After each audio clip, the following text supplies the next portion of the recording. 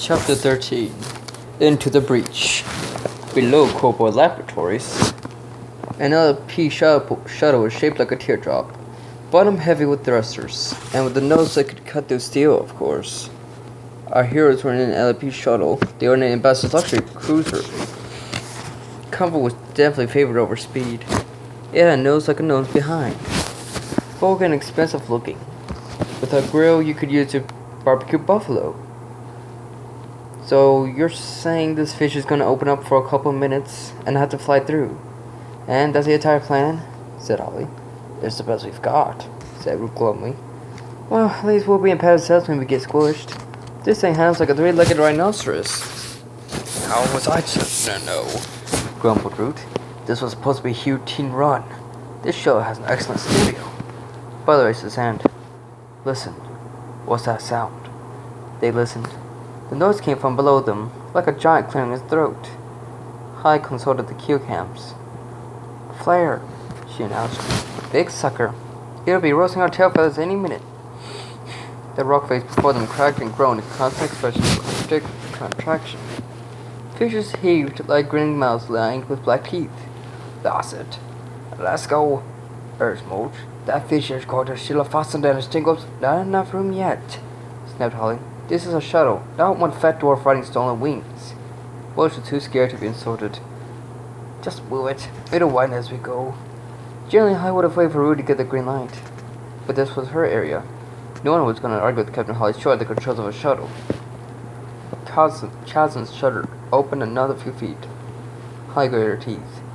Hold on to your ears, she said, ramming the thrusters to maximum. The craft's occupants closed their armrests, and more than one closed his eyes. But not Artemis. He couldn't. There was something morbidly fascinating about flying into an uncharted tunnel at a reckless speed, with only clipped on many doors where forward lay at the other end. Holly concentrated on her instruments. Whole cameras and sensors fed information to various screens and speakers. Sonar was going crazy. Baby surface was almost like a tingle swine. Fixed halogen headlights fed frightening images to the monitors, and laser radar grew a green 3D line picture on a dark screen. Then, of course, there was the quartz windshield. But with sheets of rock dust and larger debris, the naked eye was next to useless. Temperature increasing, she muttered, glancing at the rearview monitor. An orange magma column blasted past the fissure mouth, spilling over into the tunnel. They were in a desperate race. The fissure was close behind them, and expanding before the craft's prow. The nose was terrific. Thunder in a bubble. Mosh covered his ears. Next time, I'll take Haller's peek. Quiet, convict, growled Root. This was all your idea. Their argument was interrupted by a tremendous grating sound, and a shower of sparks that danced across the windshield. Sorry, apologized Captain Short. There goes our communications array. She flipped the craft sideways, scraping between two of the shifting plates. The plates crashed behind them. A giant's hand clap. The magma's heat coated the rock face, dragging the plate together. A jagged edge clipped the shell's rear. Butler held his weapon. It was a comfort thing. Then they were through, spiraling into a cavern with three enormous titanium rods. There, gasped Mulch. Two, the mountain rods. I rolled her eyes. You don't say, she groaned, firing the docking clamps. Mulch had drawn another diagram. This one looked like a bendy snake. We're being led by an idiot with a crayon, said Root with deceptive calmness. I got you this far, didn't I, Julius? Patted Mulch. Holly was finishing the last bottle of mineral water. A good third of it went over her head. Don't you dare start talking, dwarf, she said. As far as I can see, we're stuck in the center of the earth, with no way out and no communications. Mulch backed up a step. I can see you're a bit tense after the flight. Let's all calm down now, shall we? Nobody looked very calm. Even Artemis seemed slightly shaken by their ordeal. That's the hard bit over. We're in the foundations now. The only way is up. Oh, really, convict, said Root. And how do you suggest we go up exactly? Mulch plucked a cap from the larder, waving it at his diagram.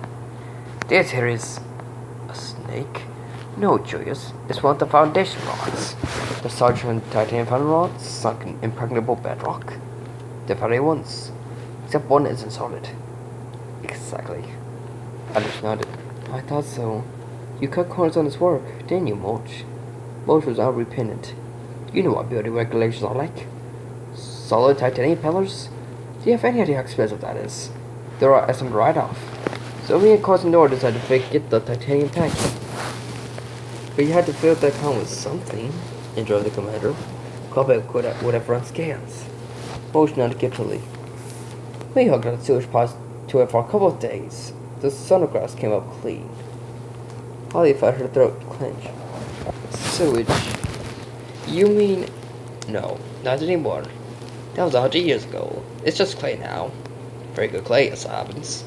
Ruth's face could have boiled a large quota of water. He was practiced to climb through 20 yards of manure. The door shrugged. Hey, do I care? Stay here forever you want. I'm going out the pipe. Ernst did not like the sudden turn of events. Running, jumping, injuring, okay. But sewage? This is your plan? He managed to mutter. What's the matter, what boy? Smirked Mulch. I'll very get your hands dirty. It was only a figure of speech. Artemis knew. But true nevertheless. He glanced at his slender fingers. Yesterday morning they had been pianist's fingers, with manicured nails. Today they could have belonged to a builder. Holly clapped Artemis on the shoulder. Okay, she declared. Let's do it. Since we saved the lower elements, we can get back to rescuing your father. Holly noticed a change in Artemis's face. Almost as if his features weren't sure how to arrange themselves. She paused, realizing what she had said. For her, the remark had been a casual encouragement, the kind of thing an officer said every day. But it seemed as though Artemis was not accustomed to being a member of a team. Don't think I'm getting chummy or anything. It's just that when I give my word, I stick to it. Artemis decided not to respond. He'd already been punched once today. They descended from the shoulder on a folding stairway. Artemis stepped on the surface, picking his way through the jagged stones of construction debris abandoned by boats and his cousins a century earlier. The cabin was lit by the starlight twinkle of phosphorescence. This place is a geological marvel, he exclaimed. This place at this deep could be crushing us, but it isn't. If not to examine a monk's fungus spreading from a roasting paint tin. That's even life. Moses wrenched the remains of a hammer from between two rocks. So that's what this got to. We have did abandon explosives, blasting the shaft of these columns. Some of our waste must have fallen down here. I was appalled. Pollution is an abomination to the people. You've broken so many laws here, Mulch. I don't even have the fingers to count them. When you get that 2-day head start, you better move fast, because I'm going to be the one chasing you. Here we are, said Mulch, ignoring the threat. When you turned as much as he had, they just rolled right off. There was a hole bored into one of the columns. Mulch rubbed the edges fondly. Diamond laser cutter. Little nuclear battery. That baby could cut through anything. I remember that cutter too, said Ruth. You need to decapitate me with it once. Mulch sighed. Have it, said Julius. Ruth opposed a swift kick in the behind. Less talk, more eating dirt. Convict. I placed her hand into the hole. Air currents. The pressure field from the city must have equalized this cape over the years. That's why we're not flat as much race right now. I see, said Bella and Rudy simultaneously. Another lie for the list. Wilson did his backflip, or backflap. I'll turn up to the top and wait for you there. Clear as much of the debris as you can. I'll put the recycled mud around to avoid closing up the shaft. Artemis groaned. The idea of crawling through Mulch's recycling was almost intolerable. Only the his father kept him going. Mulch stepped to the shaft. Stand back, he warned, unhinging his jaw. Butler moved quickly. He was not about to get nailed by dwarf gas again. Mulch disappeared up to his waist in the titanium column. In moments he had disappeared entirely. The pipe began to shudder with strange, unappetizing sounds. Chunks of clay clattered against the metal walls. A constant stream of condensed air and debris spiraled from the hole. Amazing, breathed Artemis. What could I do with a tin like him? Fort Knox would be a pushover. Don't even think about it, warned Root. He turned to Butler. What have we got? The man drew his pistol. This is it. I'll take the gun, since I'm the only one who can lift it. You two pick up whatever you can on the run. What about me? Asked Artemis, even though he knew what was coming. Bud looked at his master straight in the eye. I want you to stay here. This is a military operation. All you can do is get yourself killed. But our job is to protect you, Artemis. This is quite possibly the safest spot on the planet. Artemis didn't argue. And true, these facts had already occurred to him. Sometimes being a genius was a burden. Very well, Butler. I shall remain here. Unless... Butler's eyes narrowed. Unless what? Artemis smiled his dangerous smile. Unless I have an idea. Police Plaza. In Police Plaza, the situation was desperate. Captain Kemp had put the remaining force into a circle behind overturned workstations. The goblins were taking pot shots through the doorway, and none of the warlocks had a drop of magic left in them. Anyone who got injured from now on would stay injured. The cats were hard behind a wall of troops, all except Wing Commander Finyea, who had demanded to be given one of the electronic rifles. She hadn't missed yet. The techs were crouched behind their desks, trying every code combination in the book to gain access to the operations booth. Trevor didn't hold out much hope on that front. If I had locked the door, then it stayed locked. Meanwhile, inside the booth, all the sentry could do was pound his fist in frustration. It was a sign of coach's cruelty that he allowed Folly to feel the bat behind the blast windows. It seemed hopeless. Even if Joyce and Hyde received his message, it was too late now to do anything. Folly's lips and throat were dry. Everything had deserted him. His computer, his intellect, his clip sarcasm. Everything. Below Cowboy Labs, something wet slapped Bud in the head. What was that? He asked Holly, who was bringing up the rear. Don't ask, Krug kept it short. Even though through her helmet filters, the smell was foul. The conscious Licom had a century to ferment. It smelled as toxic as the day they went in. Probably worse. At least, thought the bodyguard, I don't have to eat this stuff. Bill was in the lead, his helmet light cutting swaths through the darkness. The pail was on a 40-degree angle with regular grooves that were intended to anchor the titanium block feeling. Moch had done a strong job of breaking down the pipe's contents, but the recycling had to go somewhere. Moch, in fairness to him, chewed every mouthful thoroughly to avoid too many lumps. The rainy party struggled on grimly, trying not to think about what they were actually doing. By the time they caught up with the dwarf, he was clinging to a rich face, constricted in pain. What is it, Moch? Asked Root, concerned accidentally slipping his tones. Get up, Moch groaned. Get it right now. Root's eyes went with something approaching panic. Up, he hissed. Everybody up. They scrambled to the tight wedge of space above the dwarf. Not a second too soon. Moch relaxed, releasing a burst of dwarf gas that could have inflated his circus tent. Here he hissed his jaw. Last Butler, he sighed. A lot of air in that soil. Now would you mind getting that behind my face? You know how I feel about light. The commander obliged, switching to infrared. Okay, now we're up here. How do we get out? You didn't bring your cutter, I seem to remember. The dwarf grinned. No problem.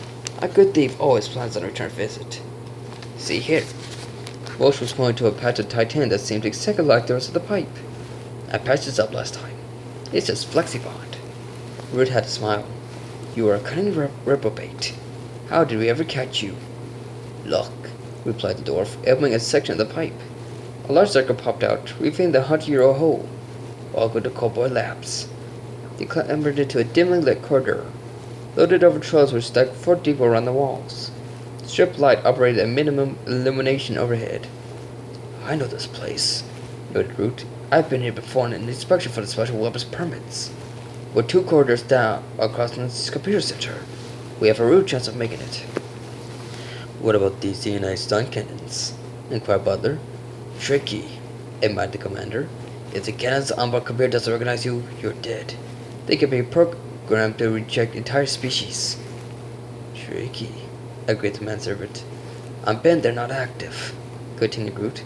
First, if this place is crammed with goblins, they hardly came into the front door. And second, if Foley is being blamed for this little uprising, probably will want to pretend they had no weapons. Just like the LEP. Strategy? Asked Butler. Not much, admitted the commander. Once we turn the corner, we're on camera. So down the corridor as fast as you can. Hit anything that gets in your way. If it has a weapon, confiscate it. But you stay here wide in the tunnel. We need to get out fast. Ready? Hal extended a hand. Gentlemen, it's been a pleasure. The commander and Mentor laid their hands on hers. Likewise. They head down the corridor. 200 goblins versus our virtually unarmed 3 heroes. It was going to be close. Cowboy Labs, inner sanctum. Intruders! Squealed Oboko delightedly. Inside the building! Cutting across to the surveillance plasma screen. I do believe it's Julius. Amazing. Obviously your hit team leader was exaggerating, General Sputa. Sputa licked his eyeballs furiously. Lieutenant Neil would be losing his game before shedding season. Kuchi whispered to Obo's ear. Can we activate DNA cannons? The pig shook her head. Not immediately. They've been reprogrammed to reject goblin DNA. It would take a few minutes. Kuchi turned to the 4 goblin generals. Have an armored squad come up behind and another one from the flank. We can trap them at the door. There'll be no way out. Kuchi stared rapidly at the plasma screen. This is even better than I'd planned. Now, my old friend, Julius, it's my turn to humiliate you. Artemis was meditating. This was a time for concentration. He sat cross-legged on a rock, visualizing the various rescue strategies that could be used when they returned to the Arctic. The Mavi managed to set up a drop before Artemis could reach him, then there was only one plan that could work, and it was a high-risk plan. Artemis searched deeper inside his brain. There must be another way. He was disturbed by an orchestral noise emanating from the titanium column. It sounded like a sustained note on a bassoon. Dwarf gas, he reasoned. The column had reasonably good acoustics. What he needed was a brainwave. One crystal thought that would slide through the spire he had become embroiled in, and save the day. After 8 minutes, he interrupted again. Not gas this time. A cry for help. Moch was in trouble, and in pain. Artemis was about to suggest that Ballet deal with it when he realized his bodyguard wasn't there. Often his message said to lower elements. It was up to him. Artemis poked his hand in the column. It was black as the inside of an old boot, and twice as pungent. Artemis decided an LPM was his first requirement. He quickly retrieved the spell from the shuttle, and after a moment's experimentation, activated lights and seals. Moch, are you up there? No reply. Could this be a trap? Was it possible that he and himself was about to fall for the oldest ruse in the book? Entirely possible, he decided, but in spite of that, he couldn't really afford to take chances with that hairy little creature's life. Somewhere since Los Angeles, and against his better judgment, he had bonded with Mr. Dickens. Artemis shuddered. This propensity for humane impulses was having more and more since his mother's return to sanity. Artemis climbed to the tube, beginning his journey to the disc of light above. The smell was horrendous. His shoes were ruined, and no amount of dry cleaning could redeem the St. Bartleby's blazer. Moch had better be in a lot of pain. When he reached the entrance, he found Moch writhing on the floor, face covered in genuine agony. What is it? He asked, peeling up the helmet and kneeling by the sword's side. Blockage of my gut, grunted the dwarf, beads of sweat signing down his spirit hairs. Something hard. Can't break it down. What can I do? Artemis asked, though he dreaded the possible replies. My left boot. Take it off. Your boot? Did you say boot? Yes, howled the dwarf, pain stiffening his entire torso. Get it off. Artemis couldn't stuff a relieved sigh. He'd have been fearing much worse. He had the dwarf's leg with his lap, pulling at the climbing boots. Nice boots, he commented. Where do you drive? Gasped Moch. Now, if you wouldn't mind. Sorry. The boot slid off, revealing a not quite so designer sock, complete with toe holes and darn patches. Little toe, said Moch, eyes closed with pain. Little toe what? Squeeze the joint. Hard. Squeeze the joint. Must be a reflexology thing. Every part of the body corresponds to an area of the foot. The body's keyboard is, so to speak. Practiced in the Orient for centuries. Very well, if you insist. Artemis placed his finger and thumb around Moch's hairy toe. It could have been his imagination, but it seemed that the hairs parted to allow him access. Squeeze, gasped the dwarf. Why aren't you squeezing? Artemis wasn't squeezing because his eyes were crossed, looking at the end of the lightsaber barrel stuck in the middle of his forehead. Lieutenant Niall, who was holding the weapon, couldn't believe his luck. He'd single-handedly captured 2 intruders, plus he discovered a bolt hole. Who was that hanging back to avoid the fight didn't have advantages? This would turn out to be an exceptional revolution for him. He'd be colonel before showing his dark skin. On your feet, he ordered, patting blue flames. Even through the translator's sound battalion. Artemis stood slowly, lifting Moch's leg with him. The door's back flap flopped open. What's wrong with him anyway? asked Niall, bending in for a closer look. Something he ate, said Artemis, and squeezed a joint. The resounding explosion knocked the goblin off his feet, sending him tumbling down the corridor.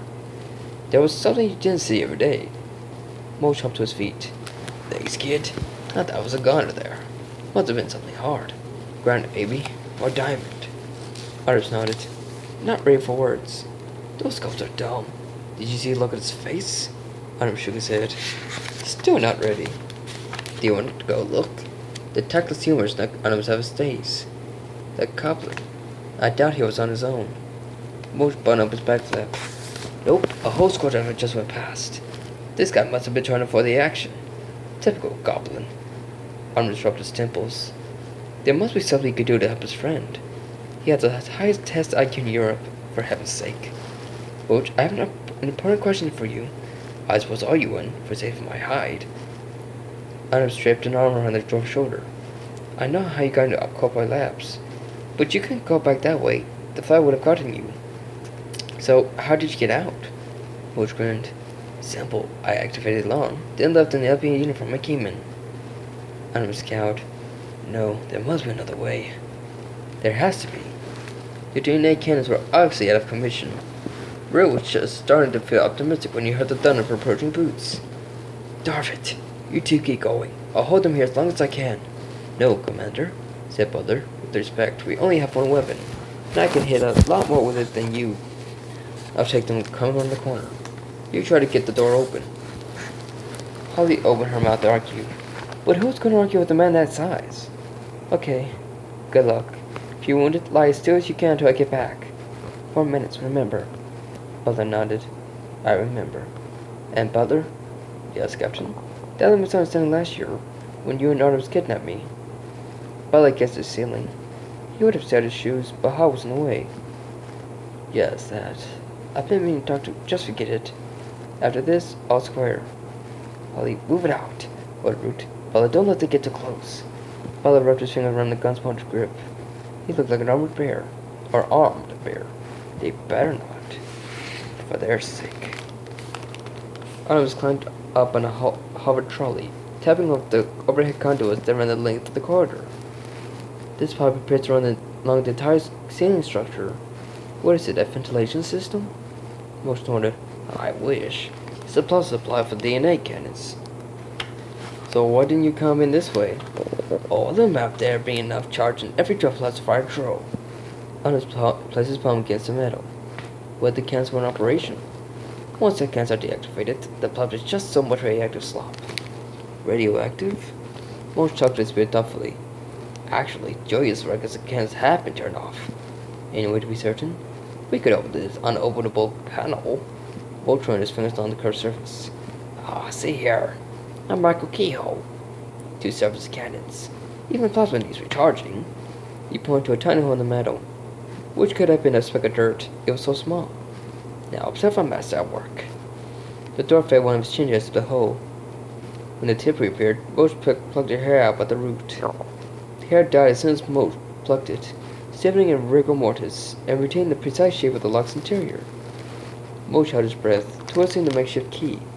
The hatch dropped open. That, my boy, is talent. Inside the pipe, no jelly pulsed gently. A crazy spark roiled in its depths. The plasma was too dense even to spill from the hatch, and retained its cylindrical shape. Moach went into the whopping gel. Deactivated, alright. That stuff was live. Our face would have been getting a nice 10 about now. What about those sparks? Residual charge. They'll give you a bit of tingle, but nothing serious. Anders nodded. Right, he said, strapping on the helmet. Moach glanced. You're not serious, Mudwhelp. Do you have any idea what will happen if those guns are activated? I'm trying not to think about it. It's probably just as well. Thor shook his head, bewildered. Okay, you've got 30 yards to go, and no more than 10 minutes out that air in that helmet. Keep the filters close. The air may get a bit stale after a while, but it's better than sucking plasma. And here, take this. He plugged the stiffened half of the keyhole. What for? I presume you want to get out again at the other end.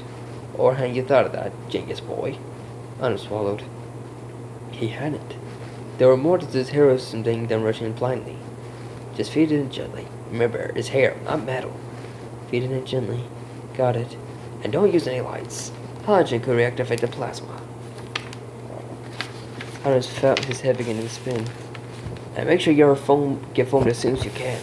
Their anti-red canisters are blue. They're everywhere in this facility. Blue canisters. Anything else, Mr. Diggums? Well, they're the plasma snakes. Artemis' knees almost collapsed. You're not serious. No, Roach conceded. I'm not. Now, your reach is about 1.5 feet. So calculate for 60 pulls and then get out of there. Slightly under 1.5 feet plate, I'd say. Perhaps 63 pulls. He placed the dwarf hair inside his breast pocket. Mo shrugged. Whatever, kid. It's your skin. Now, in you go. The dwarf interlaced his fingers, and Artemis stepped into a makeshift stirrup. He was considering changing his mind when Mr. Diggins heaved him into the plasma. The orange gel sucked him in, and enveloping his body in a second. This plasma caught around him like a living being, popping bubbles of air trapped in his clothing. The residue sparked across his leg, sending sharp pain to his body. A hit of a tingle? Artemis gazed out through the orange shell. Morse was there giving him the thumbs up, grinning like a loon. Artemis decided that if he made it through this lunacy, then he would have to place the dwarf on the payroll. Artemis began to crawl blindly. 1 pull. 2 pulls. 63 seemed a long way off. Butler cocked his weapon. The footsteps were splitting now, bouncing off the metal walls. Shadows stretched around the corner, ahead of their owners. The manserver took approximate aim. A head appeared. Frog-like, licking his own eyeballs. Butler pulled the trigger. The slug punched a melon-sized hole in the wall above the goblin's head. The head was hurriedly withdrawn. Of course, Butler had missed on purpose. Skill was always better than dead, but he couldn't last forever. 12 more shots to be precise. The goblins grew braver, sneaking out farther and farther. Eventually, Butler knew he would be forced to shoot one. Butler said that it was time to get to close quarters. He rose from his hunches, making slightly less noise than a panther, and hurtled down the corridor toward the enemy. There were only 2 men on the planet better educated in the affairs of Orange Arts than Butler, and he was related to one of them. The other lived on an island in the South China Sea, and spent his days meditating and beating up palm trees. You really had to feel sorry for the Boak-Hell. The Boak-Hell had 2 guards on the sanctum door, both armed to the teeth and both thick as several short planks. In spite of repeated warnings, they were both falling asleep in the helms when the elves came running around the corner. Look, bubbled one. Elves. Huh? Said the other, the tense of the 2. Don't matter, said number 1. LB don't got no guns. Number 2 gave his elbows a look. Yeah, but they sure are irritable. And that was when Holly's boot connected with his chest, slamming into the wall. Hey, complained number 1 to bring up his own gun. No fair. Rude didn't bother with fancy spinning kicks. Preferably instead, trying instead to buy some of the sentry against the titanium door. There, panted Holly. 2 down. That wasn't so hard. Pretty much her statement, as it happened. Because that was when the rest of the 200-strong Boak-Hell squadron thundered down the perpendicular corridor. That was a 2 so hard, named the commander, curling his fingers into fists. Artemis' concentration was failing him. There seemed to be more sparks now, and each shock disrupted his focus. He had lost count twice. He was at 54 now, or 56. The difference was life or death. He trod ahead, reaching out one arm and then the other, swimming through a turgid sea of shell. The picture was next to useless. Everything was orange, and the only confirmation he had that any progress to make was when his knees sank into recess, but the plasma darted further into a cannon. 63. That was it. Artemis propelled himself one last time to the gel, filling his lungs with stale air. Soon the air purified in hell would be useless, and he would be breathing carbon dioxide. Artemis placed his fingertips against the pipe's inner curve, searching for a keyhole. Again, his eyes were no help. He couldn't even activate the helmet lens for fear of igniting a river of plasma. Nothing. No intent. He was going to die here alone. He would never be great. Artemis felt his brain going, spiraling off into a black tunnel. Concentrate, he told himself. Focus. There was a spark approaching. A silver star in the sunset. It caught laser around the tube, illuminating each section it passed. There. A hole. The hole, revealed from the moon by the passing spark. Artemis reached to his pocket like a drunken swimmer, pulling at the dwarf hair. Would it work? There was no reason this access port should have a different locking mechanism. Artemis slipped the hair into the keyhole. Gently, he squinted the gel. Was it going in? He thought so. Perhaps 60% sure. It would have to be enough. Artemis twisted. The flap dropped open. He imagined Moshe's grin.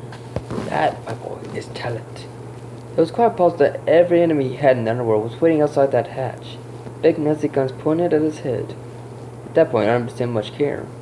He couldn't bear one more of his own oxygen-depleted breaths, or one more excruciating shock to his body.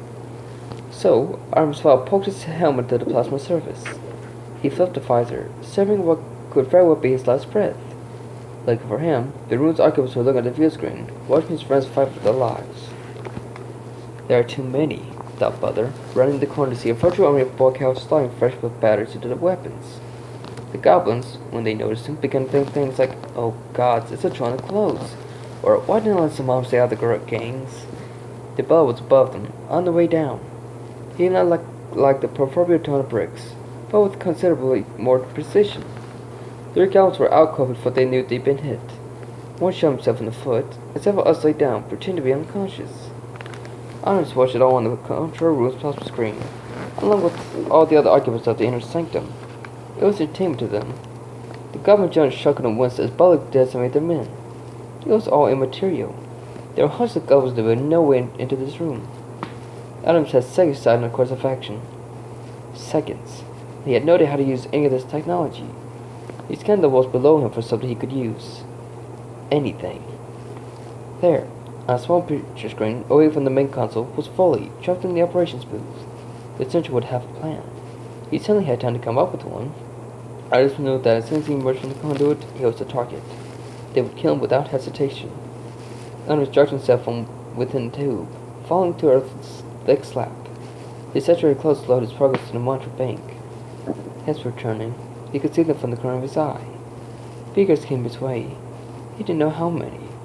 There was a read mic below Foley's image. Artemis pressed the button. "Foley!" he rasped, gloved just blinked onto the console. "Can you hear me?" The sensor reacted instantly. "Fowl? What happened to you?" "5 seconds, Foley. I need to plan we're all dead." Foley nodded curtly. "I've got one already. Put me on all screens." "What? How?" Press the conference button. Yellow. A circle with lines shooting out, like the sun. "Do you see it?" Artemis saw it.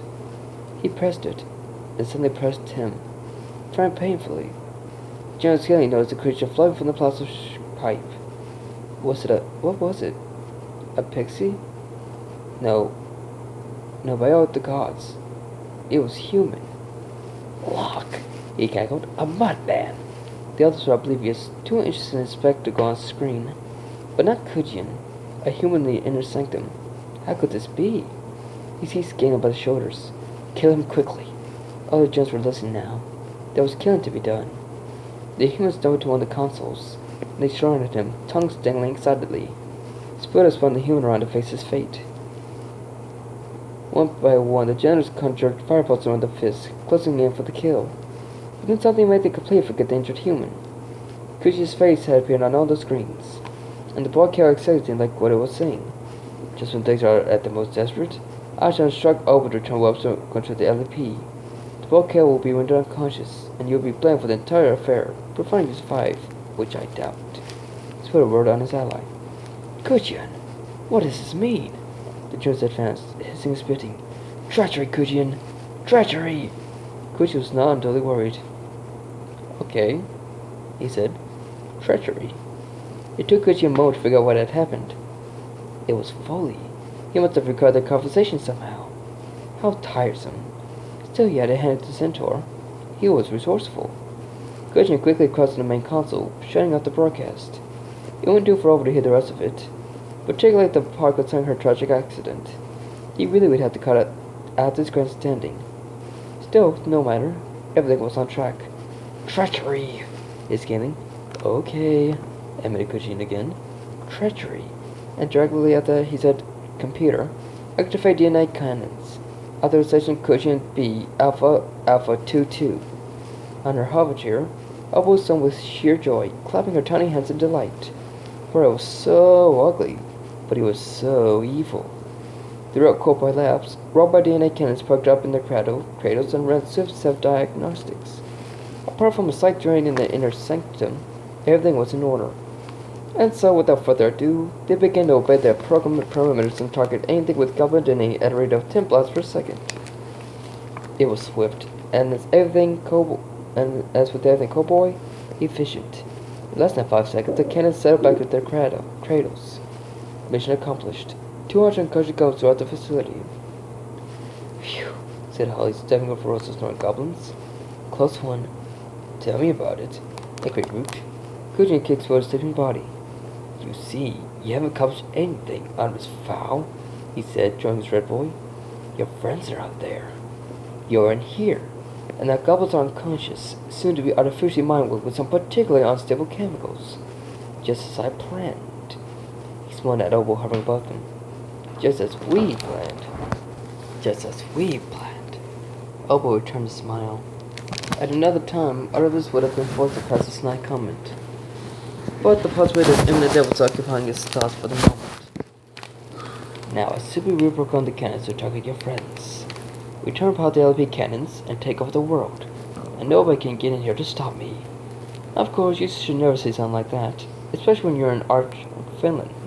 It's just asking for trouble. Her brother hurried down the corridor, catching up with the others outside the inner sanctum.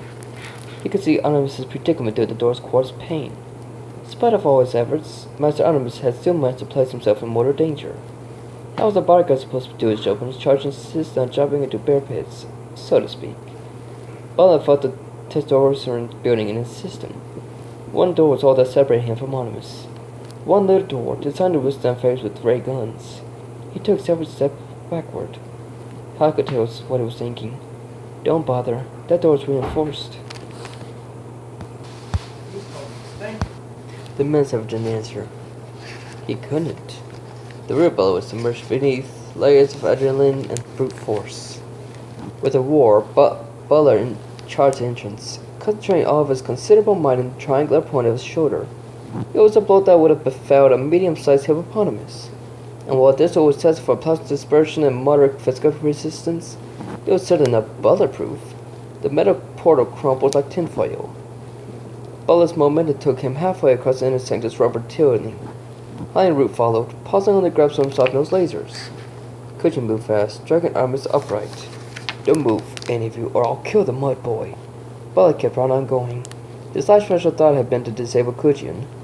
Now this was his sole aim in life. He raced forward, arms outstretched. Holly died desperately, latching onto Butler's belt. He dragged her like cans behind a waiting car. Butler, stop, she grunted. The bodyguard ignored her. Holly hung on, digging in her heels. Stop, she repeated, this time leaning her force with the mesmer. Butler seemed to wake up. He shook the keyman from his system. That's right, bud man, said Kujan. Listen to Captain Short. Surely we can work something out here. No dears, Briar, said Root. It's all over, so just put the mud boy down. Kujan cocked the red boy. I'll put him down, all right. This was Butler's worst nightmare. His charge was in the hands of a psychopath with nothing to lose, and there was nothing he could do about it. Artemis' phone rang. I think it's mine, said Artemis automatically. I'm not the ring. Definitely his cell phone. The Mason the thing worked at already. Considering what had been through. Artemis flipped over the case. Yes, it was one of those frozen moments. Nobody knew what to expect. Artemis saw the handset at Opal Cowboy. It's for you. The pixie swooped low to catch the tiny cell phone. Kujan's chest heaved. His mind knew what was happening, even if his brain hadn't figured it out yet. Opal placed the tiny speaker to a point in the ear. Really, fully, said Kujan's voice. Do you think I go to all the show to share power? Oh no, as soon as the charade is over, Miss Kobe will have a tragic accident. Perhaps several tragic accidents. A cloud drained from Opal's face. You! She screeched. It's a trick, versus Kujan. They're trying to turn us against each other. But his eyes told the real story. Piglets are feisty creatures in spite of their size. They pulled up with only so much, and when they explode. For Opal Cowboy, it was explosion time. She manipulated the hoverboard's controls, dropping in a steep dive. Kujan didn't hesitate. He put two persons in the chair, but the thick cushion protected his pilot. Baba Quabe flew straight at Cushion's head. When the elevator sound